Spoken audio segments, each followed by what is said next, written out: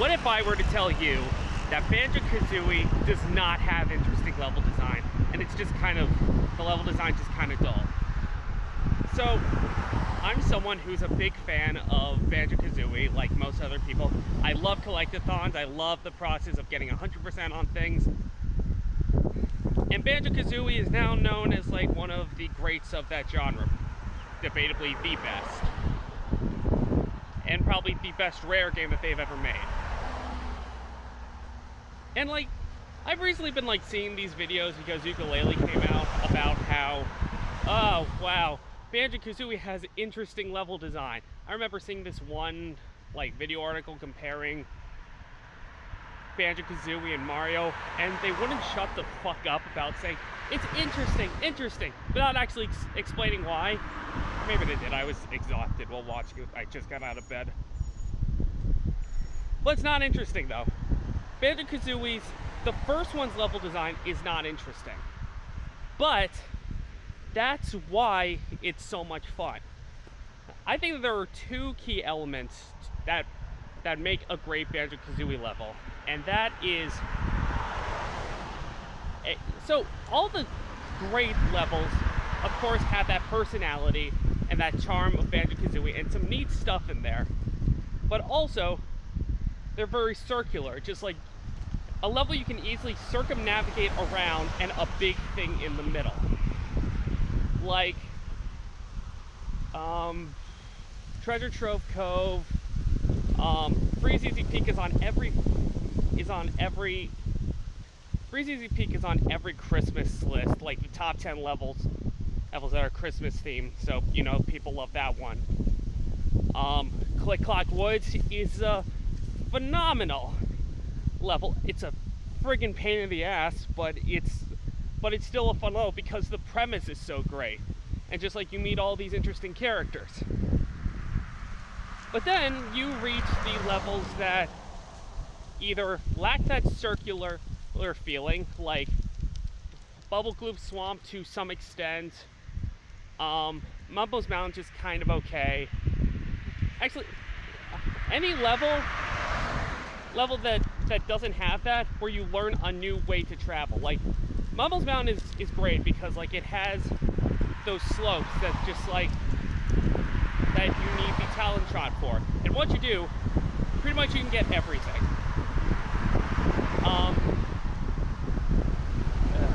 I've got to stop doing these outside.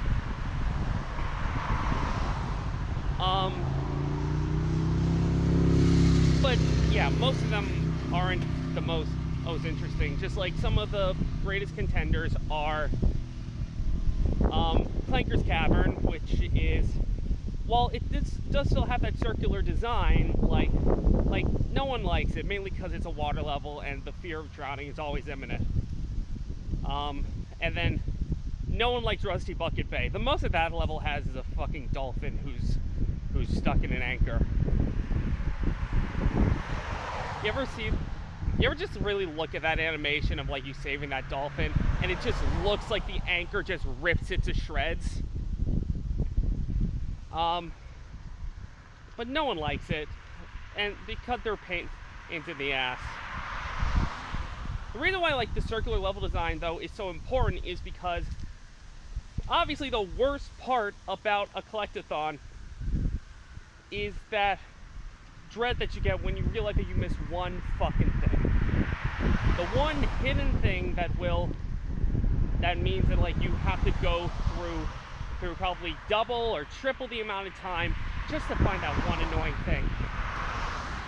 And in Banjo-Kazooie, it's so easy to play through it because most of those levels with that circumnavigating design with the one in the middle means that even if you like go blind head first into like, I usually start by circumnavigating and then going for the thing in the middle, like the big old landmark. But even if you just dive on in, just like head first to the landmark and just like forget you missed something, then it's really easy for you to just like, okay, I missed a thing. Let me reroute my steps by just like going around the world and then going to the middle. Like, it's so much easier takes less time than other collectathons if you screw up. And then it just gets worse as the games go on, because Rare feels like that Rare has no fucking idea what made Banjo-Kazooie so great, which can be seen in ukulele. I haven't played it, but God, if you watch Stop Skeletons from Fighting, one of my highest inspirations, then you'll see just they bag on it so hard. And Derek is just, you can tell that he's a really chill guy, but like,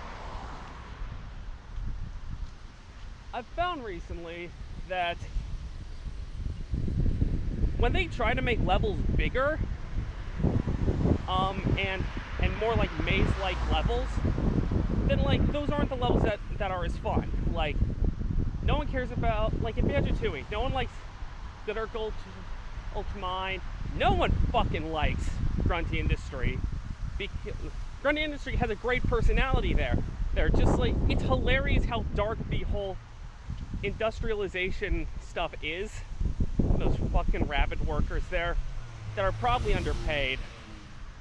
But just like it's a fucking maze, and just like the multi-level layout doesn't work for it. You don't know where the hell you're going, ever. And it's just a hard level, which is why no one likes it. So like, as they keep getting bigger, and there is less knowing and understanding like where you need to go, or like a place where you can easily remember to navigate, then that's when you end up with the very, very annoying thought of, where the fuck is that last thing? So that's what I feel like is the problem with Collectathon, and why Banjo-Kazooie, the original, does it so well, is because they have such simplistic level design that works.